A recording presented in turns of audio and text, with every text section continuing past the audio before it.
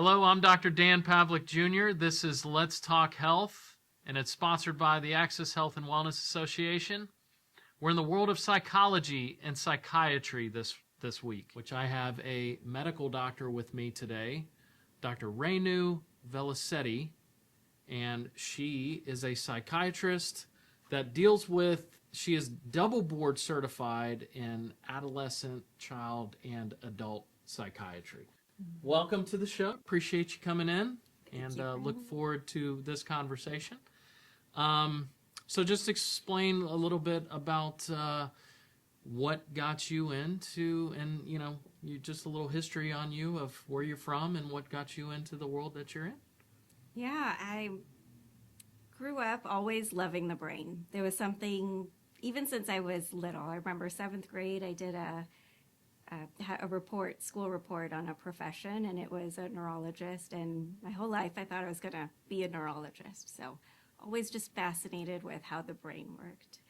And so went to med school, and I, again, thought I would do neurology, but I realized what I really liked about the brain was more brain and behavior, being able to listen to people, hear their stories about what they've gone through. And so that led me to psychiatry. Started the psychiatry residency in upstate New York, did my fellowship in South Dakota, really liked working with kids, and then started practicing from there. So, Where in South Dakota? Sioux Falls, South Dakota. Right. I haven't been to South Dakota. I've been to North Dakota because I was in school in Minneapolis area when I was in chiropractic school. But how'd you deal with the winters? It was rough. Spent 2 years there. One of the years I was pregnant, which actually made me a lot warmer for the winter, so that actually helped. Well, awesome. So you have the double board certification.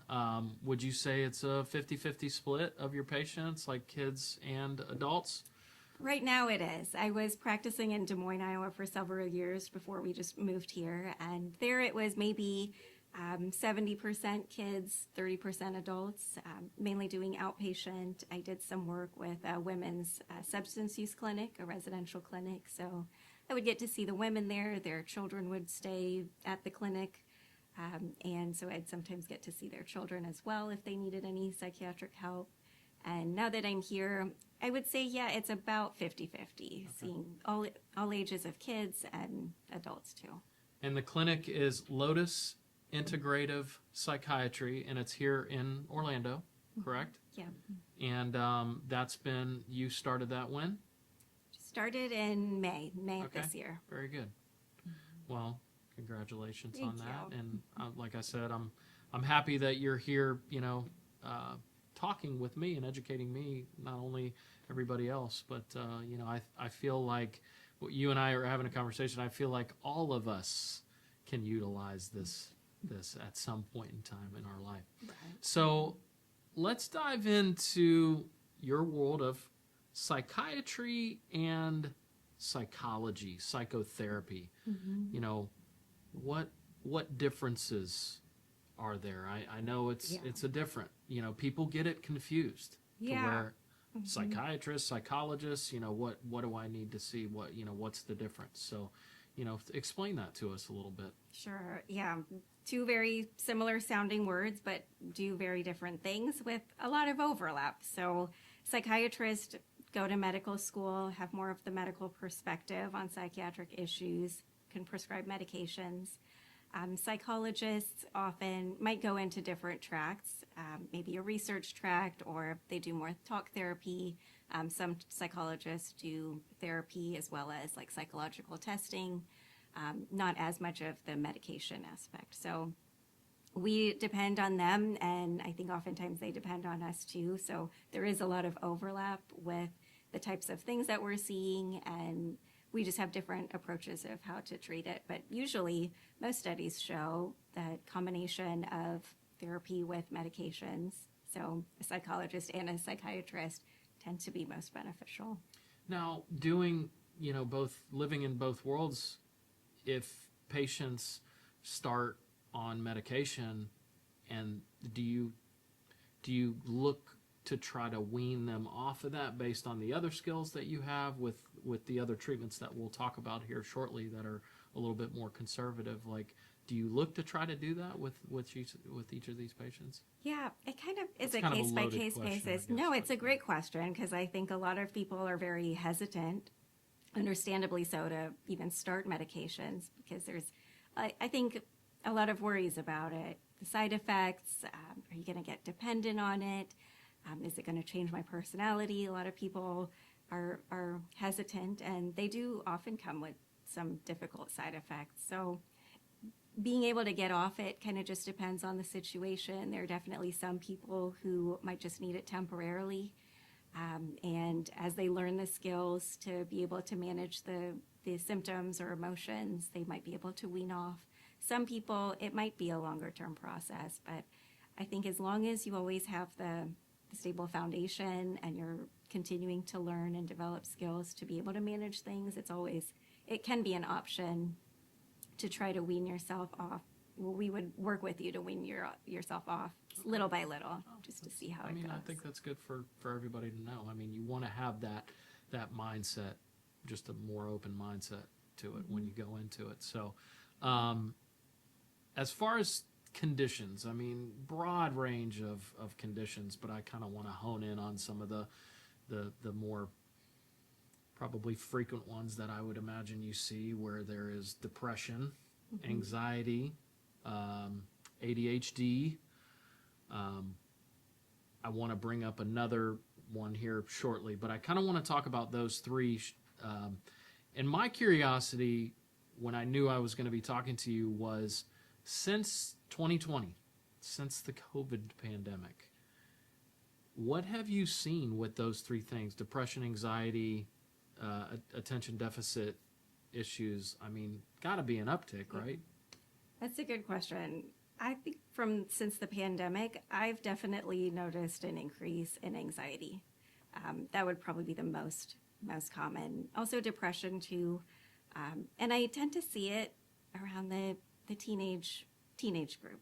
I think the younger kids, maybe didn't have to deal with it in quite the same way. I think a lot of kids who were in high school missed out on a lot of key parts of being in high school. I mean, just the socializing, prom, graduation, all of those really important milestones that you really look forward to and build those memories in high school, that they had to miss out on it. And I think that it can have those long-term impacts. So I've seen quite a bit of anxiety from that. I had an interesting conversation with a president of a college where we get students from sometimes, and we noticed that the students that were going to be doctors shortly had no communication. It was like they didn't really know what they needed. They'd had to be told what to do. They weren't necessarily comfortable talking to, like, we'd put them in front of people and say, hey, talk about these x-rays or talk. Yeah. And he said it's been pretty consistent since the pandemic because a lot of them were not able to be in school and affiliated with a lot of other people and going to their normal routines, and it kind of shut them down a little bit, right? Yeah, I think a lot of kids found more comfort being at home, maybe being on screen versus being around people. They were shut out from socializing for so long that they made more of their connections online, which can be very helpful and a really great support for a lot of people. But I think sometimes when now you're going for a job interview or you have to do a presentation, and it's been so long since you've had to use some of those skills. And I think just there's so many reasons why, social media or just electronics in general, I think have also kept some people from being able to socialize as much as they normally would. Now, do you think with the attention deficit stuff, do you think, and just in your opinion, like the phones and the devices and that type of stuff, do you think that leads to that? I mean, if they're really inundated, as at a young age, if they're inundated with that, I mean, that's got to lead to something that, their attention is all out of whack when they're in a class or trying to learn, right? Right. I think that So whenever you come to an appointment with me and we're concerned about ADHD, there's so many things that I want to know about. And one of them is screen time. How much is that child or adult spending on the screen? Because we know when you're flipping through your phone, you get these little dopamine spikes. Mm-hmm. And when you're so used to this constant little burst of dopamine, I mean, it makes us feel good. We like those dopamine spikes, but then we don't have that. We want to go on a walk or study or do something that has more like steady levels of lower dopamine. It's a lot harder to do. It's a lot harder to find the enjoyment and the interest in it. So I do feel like phones can be part of it. So I always would ask people to try to cut down phone use, and there's a way to do it too. It's not just get rid of all the phones, because that's not always helpful too. Weaning off. Yeah. It's developing other strategies, other things that we can do in place of it that can help. So I have two daughters. One's a junior in high school and one's an eighth grader. How would you suggest any parent that, kids are okay, right? And then they're functioning in school just fine. But how would you suggest me telling them how much phone time they should? What's in your mindset? What's an okay amount of time on a phone?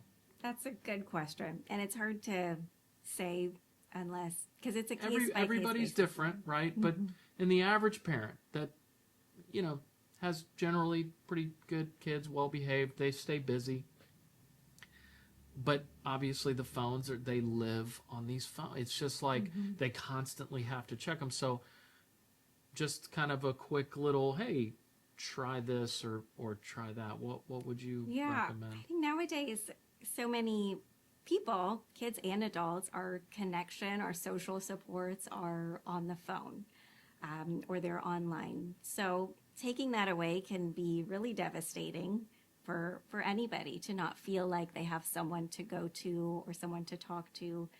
When they're, especially teenage years, a lot of their support, they go to their friends for that support. So I think if you're having a conversation about trying to spend a little less time on the phone, we also want to provide other supports. So maybe we can find that connection together as a family, do more things together, maybe set up more times where they can see their friends in person.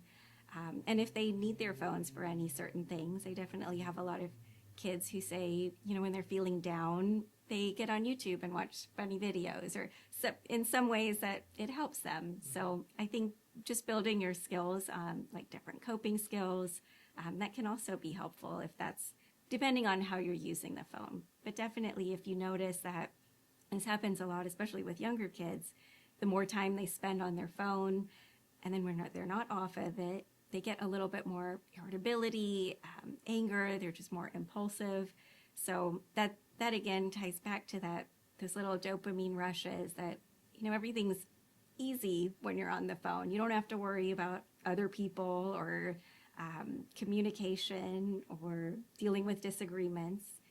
Everything's easier. And then when you don't have the phone, you're having to be in the real world and deal with these setbacks. So you see that irritability a little bit more with people who are still trying to develop those social skills and ways of communicating with each other. So I think that's important too, if we're going to try to decrease phone use, is to be, as difficult as it is, be a parent who's present with them and still working with them on some of those skills. So with a kid that is very reliant on a phone and they're dealing with either anxiety or ADHD, and they're relying on that dopamine rush. You have that let's say it's a 12-year-old, 13-year-old comes in. What are you typically initiating for them right off the bat? Is it more conversation, or is it more the initial conversation, the initial consult, and then, okay, I'm going to start them on this to try to control that dopamine reliability, I guess would be the word, right? What are you doing typically with that? Just once again, just kind of curious questions that people may have. I think the most important thing is to figure out, what is the phone doing for you? Is it a support system, or is it a way of not dealing with a problem? Like if you're going through a lot of stress, going through issues at school, is a phone used for a distraction so you don't have to deal with it? Or is it something that you're scrolling through at nighttime because you don't really want to go to sleep, or you have other things on your mind that you want to keep looking up or communicating with friends?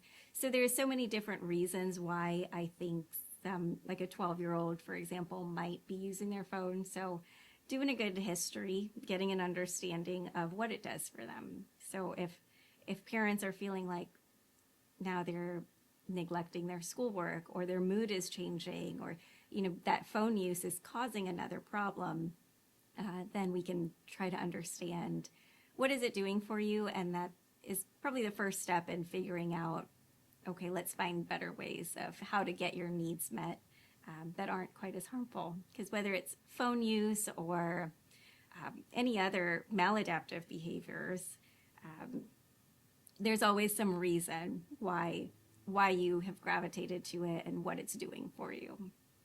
Does medication play a role in those cases in the beginning, or not often, until you can really dive in a few sessions to learning a little bit more about that? Probably best child? to do more digging.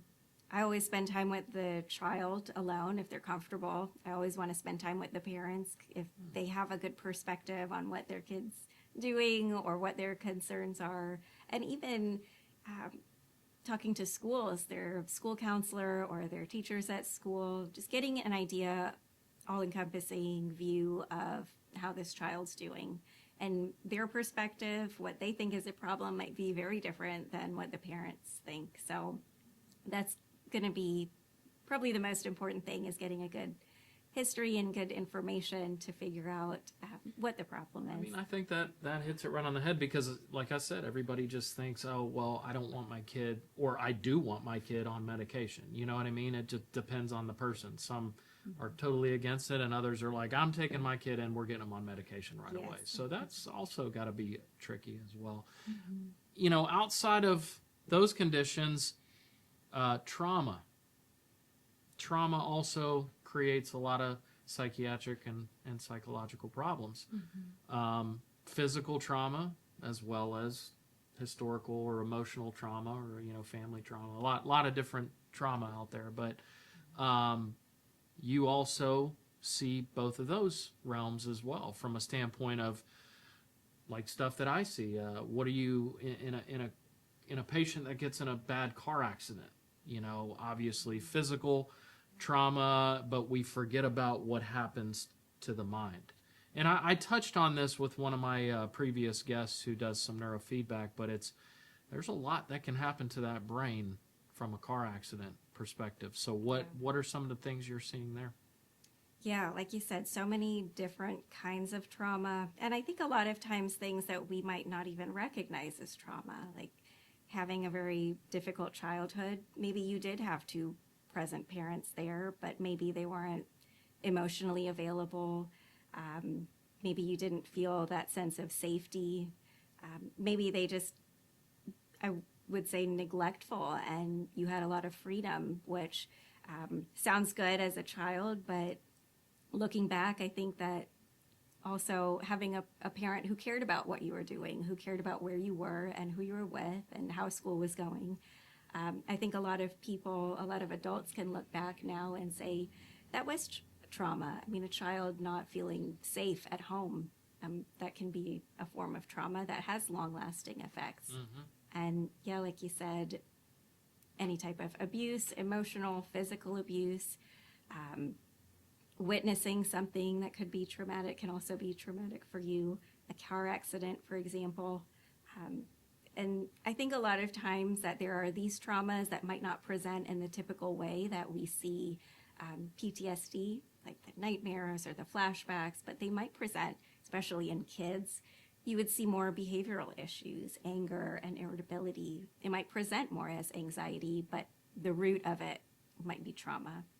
Same with adults too. I think sometimes ADHD symptoms, if we don't do enough of the digging into the history and childhood of someone, it might look like ADHD, but it's really at the root of it a trauma response, that dissociation, the anxiety, the kind of not really paying attention to where you are and what you are doing. I think a lot of times that trauma can present itself in so many different ways. Okay. So when you go onto your website, you have some of the treatment options. And obviously, in my world, we're looking for those integrative, those alternative types of options. But I was reading about different things, and I recognized some, and I didn't recognize others. But one of the things was gene site testing or gene site treatment testing.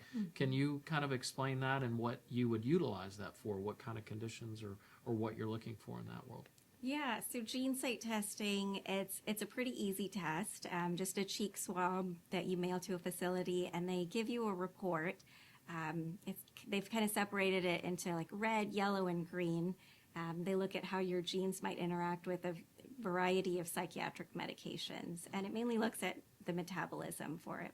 So big misconception is that it will tell you what medicine is going to work and not work. It doesn't really give that information, but it can tell you how you metabolize it. For example, one medicine might be a little bit slower to metabolize, which means it stays in your system longer, and you might develop more side effects to it. So maybe going at a very small dose might be helpful, versus a medicine that you metabolize very quickly. You might need a higher dose to have the same effect, just depending on your genes. Okay. So a lot of prescribing of medications, we could narrow that down to maybe a few different medicines, depending on the person and what they're going through, and maybe considering the gene site testing as well. Yeah, instead of you going, well, we could try this, or this, now you're having this test come back and saying, okay, we need to do this or this. Mm-hmm. Okay, so that helps with the medicinal side, and then you've got some different alternative approaches, some integrative approaches that you call them. And one of them is transcranial magnetic stimulation, or TMS. I have no idea what that is, so you'll have to explain that a little bit better. Yeah, TMS, it uses electrical impulses for a variety of different issues. So it is FDA approved for treatment-resistant depression, but it's used for many different things like PTSD, anxiety. It can be a really safe option for pregnant women who are struggling with symptoms, because there's always concern with how medications are going to affect the baby or the mom breastfeeding. So that can be a safe option. So what's the setup for the TMS? So it's usually about 6 weeks of going every day, and it's called a coil. It's kind of like a small metal piece that goes on your head, and it kind of feels like a little tapping. So it's not painful. You can be awake. You don't have to be put under or have any type of anesthesia. You could be watching TV while you're doing it for 20 minutes. And I like the analogy of TMS versus medications. So it's like if your car needed gas. Taking a medicine would be like dumping the whole car in a vat of gasoline. And when you take that medicine, it not only might work in your brain, but it works anywhere else that you have those receptors. So that's why we get side effects like GI issues with SSRIs, because there's a lot of serotonin receptors in our gut. On the other hand, if you just take the nozzle and fill in the gasoline tank right there, then it just gets localized right there. And that's how TMS works. Just localized on the specific areas of your brain where we've known to have benefit, that stimulating those receptors, neurotransmitters, can give a relief of symptoms.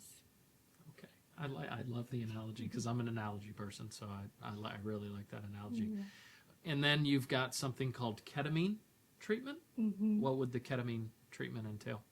Yeah, that's a little bit different, and we're still learning about really the ways it works. It works in quite a few different ways, which is why it seems to be helpful for so many different types of issues. Anything from, it is FDA approved again, for treatment-resistant depression, but also used for chronic pain, PTSD, anxiety, a variety of psychiatric issues and non-psychiatric issues as well.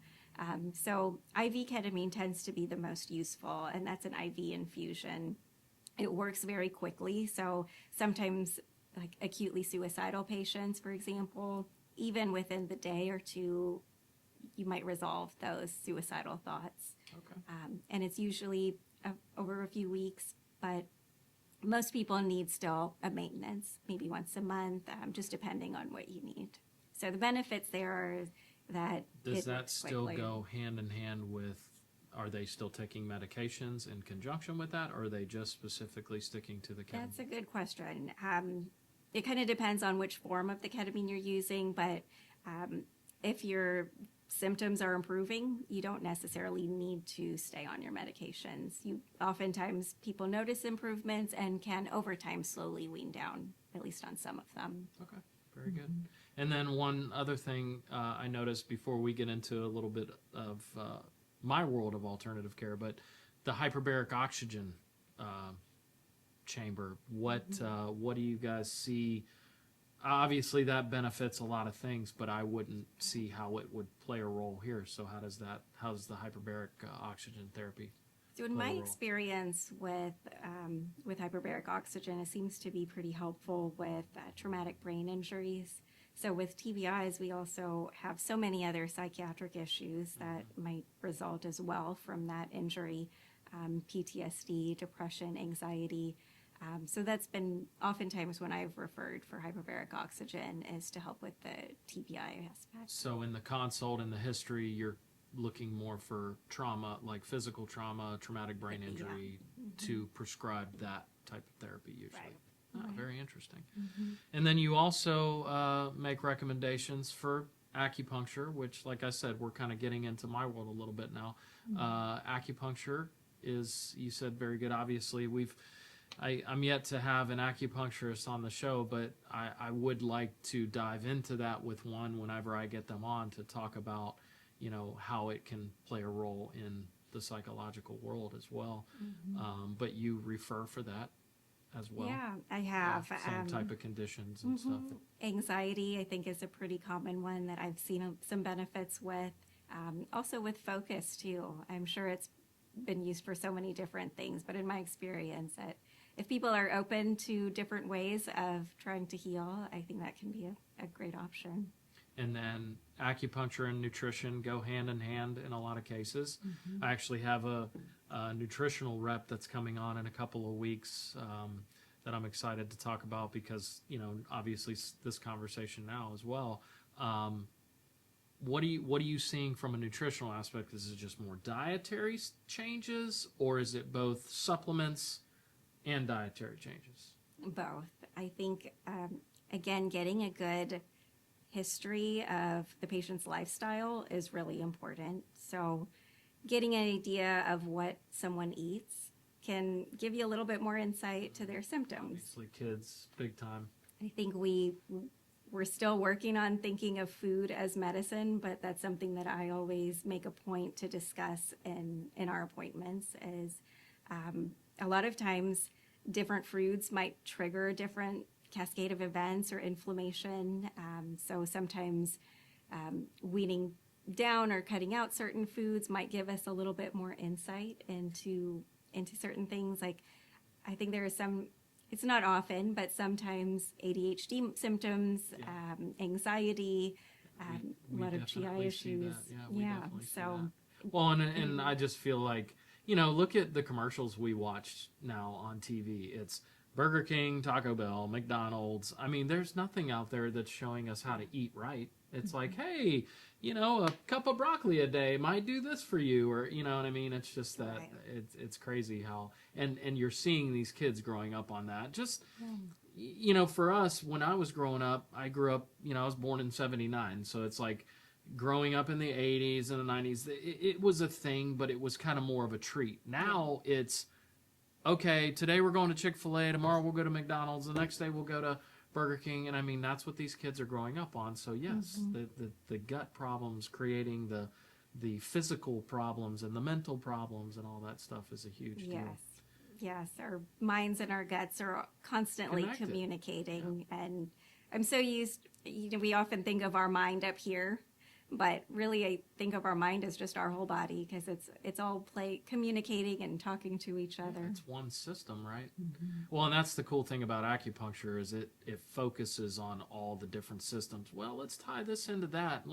How's your diet? How do you sleep? How, what time of the night do you get up at? And then, but all of it ends up coming back to the gut for sure. A lot of it does. And supplements can be helpful in that way, and trying to heal certain things or certain deficiencies that might be contributing to problems. So I've been depending on certain supplements. Depending on the person, it can be helpful. Okay. Obviously, I'm a chiropractor, and in our office, we do chiropractic. We do physical therapy, exercise, stretching. We do acupuncture as well, massage therapy. So all of these things can also be recommended for people that are looking for that type of care to help with, physical injury or physical stress, mental and emotional stress that, of course, people are like, oh, I've got deadlines to meet, or, oh, I've got 4 kids, and I'm trying to keep up. I'm just so tight. I'm so stressed out. And, so that all ties in as well. So you've got all these things, this whole big realm of treatment that people can get benefit from, but they have to be open to it, right? And they have to be educated properly and say, hey, try this, try that. So, hopefully by watching this, people can get a little bit more insight in all the things that you guys look at as far as that's an option, this is an option. So, and that's what we're trying to do here, is just give people the education and give people the options of all the different things we can do.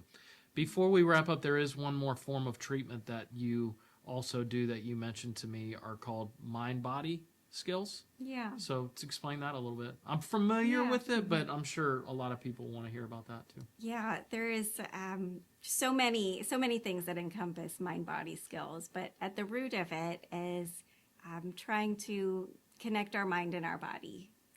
And that can be done with so many different ways.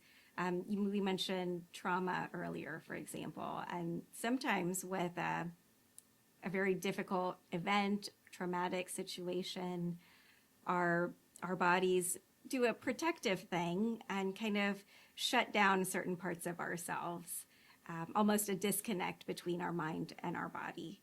And it can be, helpful right in the moment to try to protect yourself from the situation. But when that trauma has passed, our bodies are still essentially stuck in that disconnect. So our mind might be saying the trauma has passed and we're safe, we're okay, let's move on. But our bodies are still stuck, maybe having those panic attacks, maybe physical pain from the trauma that we're holding. Just a variety of different ways that we physically hold psychiatric issues, mental issues. So mind-body skills, it could be anything from dancing, yoga, to meditation. Mindfulness is a form of meditation. So all of those things help bring back that connection of your mind and our body. And why do we want that? Because when our body is going through something, and our mind is accurately able to register what that feeling is and what it means, then we're better able to know what to do with that feeling. If we have this disconnect, then it's much harder to figure out how to cope with it or even understand why we're feeling that way in the first place. So, when you talk about that, you would think most of us, it's kind of like brushing your teeth, right? We brush our teeth obviously to prevent decay and cavities and those types of things, and it's just we're taught that at a young age. But when you talk about just taking a little bit of time over here every day to just shut down, and like you said, whether it's meditation, it's prayer, yoga, whatever, just breathing exercises in general, to calm things down. I just, stretching. I mean, people are like, wow, I feel so much better after stretching for 5 minutes or 10 minutes. Yeah. But what is our problem? We never have time. We never find the time. But I always use that analogy of we get up every day, and what is pretty much guaranteed in everybody's routine that we're going to do is brush our teeth, right? Mm-hmm. You know, wake up, put some water on your face. You might, whatever else you have to do, but brushing your teeth is always in just about everybody's routine. It's like we have to think about some of these other things that you just talked about. If we can incorporate that into our day, I think that would help a lot more people. You know, how many patients do you see that are like, well, I stretch every day for 15 minutes and I just clear my mind? And not very many, probably. I think a lot of times it's a misunderstanding about what these things do and how to do it too. Because I often bring up meditation or mindfulness, so people will say, but I can't meditate because I can't get my mind to cooperate. I have just so many thoughts. But I always tell people that's the practice of it. Our minds are meant to wander. They're meant to think. So the practice of bringing it back to your breath or bringing it back to whatever you're doing in the moment is the benefit. So there isn't really a wrong way to do it. Just really the effort to do it is what counts. It is the effort, and we all just need to do a better job, every one of us. So, well, Dr. Velisetty, I greatly appreciate it. This is Dr. Renu Velisetty. She is double board certified here in Orlando, Florida. The clinic name is Lotus Integrative Psychiatry. So grateful for you to be on the show. We appreciate it. Hopefully it educated a lot of people today. And if you don't have anything else to ask or correlate with this, then that'll be it for today. And I know your time is precious, so we'll get you back out there helping people. All right. Thank you for having me. No problem. We appreciate it. And once again, this is Let's Talk Health. I'm Dr. Dan Pavlik Jr. We will see you next time.